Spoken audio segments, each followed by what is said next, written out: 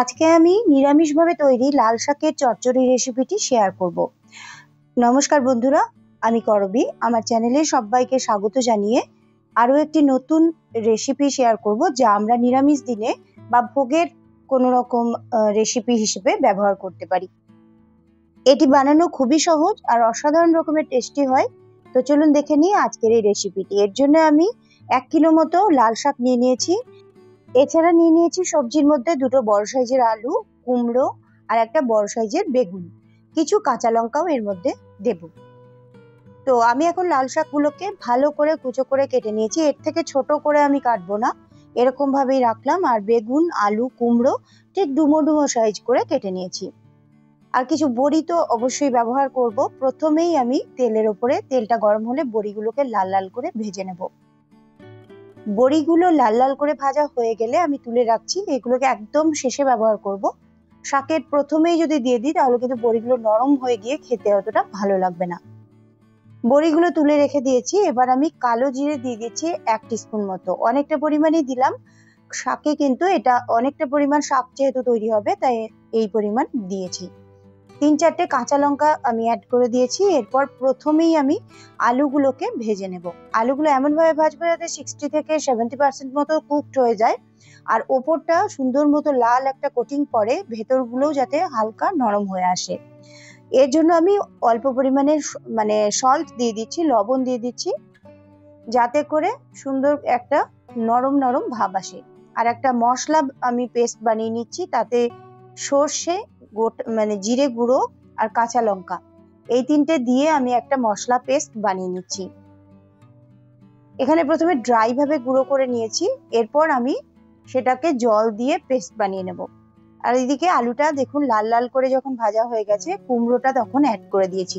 আর কুমড়ো অ্যাড করে দেওয়ার সঙ্গে সঙ্গে কিন্তু গ্যাসের ফ্লেম একদম হাই থাকবে, নাহলে কুমড়ো গলে গেলে কিন্তু ভালো লাগবে না। এরপর বেগুনটাও আমি সাথে সাথেই অ্যাড করে দিয়েছি। হাই ফ্লেমে বেগুন, কুমড়ো আর আলুটাকে ভালো রকম করে নাড়াচাড়া করে নেব। 1 মিনিট মতো আমি ঢাকনা চাপা দিয়ে নাড়াচাড়া করে নিলাম। এরপর যে পেস্টটা আমি বানিয়ে এনেছি, সেই পেস্টটা আমি এখানে দিয়ে দিচ্ছি। এখানে রয়েছে সর্ষে 1 চামচ, 1 টেবিল চামচ মতো সর্ষে, 1 টিস্পুন মতো গোটা জিরেকে গুঁড়ো করে নিয়েছি, আর রয়েছে 3টে কাঁচা লঙ্কা এই পেস্টটার মধ্যে রয়েছে। ভালো করে নাড়াচাড়া করে নেওয়ার পর আমি কাশ্মীরি রেড চিলি পাউডার দিয়ে দিলাম, হলুদ দিয়ে দিলাম কালারের জন্য। এই দুটো আমি কালারের জন্য ব্যবহার করলাম। এরপরে আমি শাকগুলো দিয়ে দিচ্ছি। এরপর আমি লবণটা আরো ব্যবহার করব কিছুক্ষণের মধ্যেই। এরপর শাকগুলো আমি এর ওপরেই দিয়ে দিলাম। আর লবণ অবশ্যই করে এখন দিয়ে দিতে হবে, নাহলে শাকগুলো মজে আসবে না। লবণটাও দিয়ে ঢাকনা চাপা দিয়ে 2-3 মিনিট ওয়েট করলেই কিন্তু শাকটা অনেকটা কমে আসবে। এখানে 2-3 মিনিট পর আমি ঢাকনাটা খুললাম। দেখুন শাকটা অনেকটা কমে এসেছে এবং বেশ সুন্দর গলেও আসছে আস্তে আস্তে। আমি সবজিগুলোকে উপরের দিকে তুলে নিলাম। এখন স্বাদের ব্যালেন্সের জন্য আমি অল্প একটু পরিমাণ 1 চা চামচ মতো পরিমাণ চিনি এখানে অ্যাড করলাম। দিয়ে দিচ্ছি আমি এখন ভেজে রাখা কাঁচা লঙ্কাগুলো। এতে ঝাল খুব বেশি হয়ে যাবে না, এই জন্য ভেজে রেখে দিয়েছি। আর দিয়ে দিলাম বড়িগুলো, যে বড়িগুলো ভেজে রেখেছিলাম গুঁড়ো করে দিয়ে দিলাম। কিছু ভাজা পিনাট আমার কাছে ছিল বলে আমি এভাবে দিলাম। আপনারা ভাজা পিনাট বাড়িতে না থাকলে কাঁচা চীনাবাদামকে ভালো করে একটু কাঠখোলায় নেড়ে খোসাটা ছাড়িয়ে নিয়ে দিয়ে দেবেন। এখন আমি একটা সার্ভিং প্লেটের মধ্যে নিয়ে নিচ্ছি। দেখুন কতটা দেখতেও সুন্দর হয়েছে, খেতে তো অসাধারণ হয়েছিল। এটা আপনারা রুটি বা ভাত যে কোনো কিছু দিয়ে খেতে পারেন। আর গরম ভাত দিয়ে তো অসাধারণ লাগবে। অনুষ্ঠান বাড়িতে এই ছ্যাঁচড়াটাই আমরা নিরামিষভাবে না খেয়ে আমিষভাবে, পেঁয়াজ রসুন এর মধ্যে দেওয়া থাকে, আর এটাই ছাড়া আমি নিরামিষভাবে আজকে এখানে বানালাম।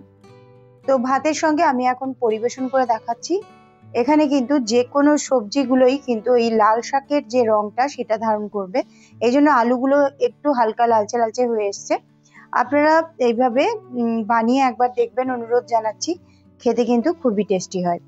আজকের মতো এই পর্যন্তই, আবার দেখা হচ্ছে আগামী রেসিপিতে। সবাই খুব ভালো থাকবেন, অনেক শুভেচ্ছা রইল। সম্ভব হলে রেসিপিটি ফেসবুক বা হোয়াটসঅ্যাপে শেয়ার করে দিতে পারেন। আজকের মতো এই পর্যন্তই, আবার দেখা হচ্ছে আগামী রেসিপিতে। অনেক অনেক শুভেচ্ছা রইল।